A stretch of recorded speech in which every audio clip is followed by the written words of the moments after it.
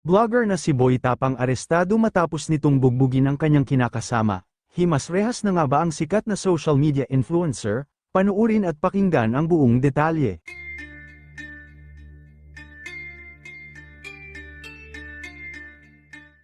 Nalalagay nga ngayon sa malaking iskandalo ang sikat na blogger na si Boy Tapang dahil sa ginawa nito sa kanyang kinakasama, kaya naman inaresto siya ng mga pulis.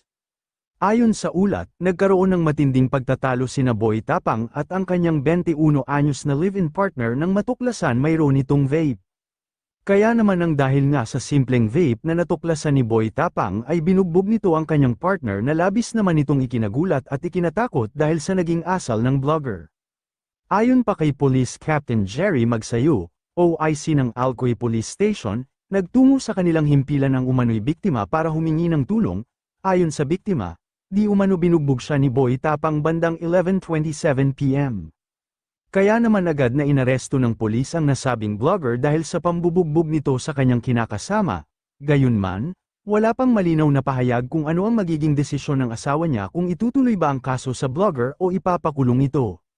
Samantala, maraming netizens naman ang dismayado kay Boy Tapang dahil sa naging asal nito sa bata niyang kinakasama.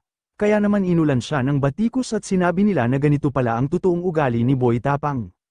Siyempre may ilan naman ang nagsasabi at naniniwala na baka for the content na naman ang ginawa nilang eksena para mag-viral at para na rin sa views.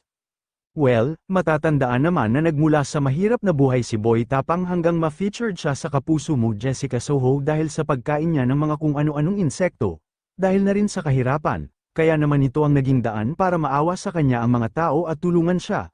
At para na rin matulungan niya ang kanyang pamilya hanggang sa nag-vlog na nga ito at nagtuloy-tuloy na ang kanyang tagumpay sa mundo ng vlogging. Kayo mga ka-showbiz, anong masasabi nyo sa ating showbiz topic ngayon? Kung may opinion kayo ay magkomento lang kayo sa aking comment section.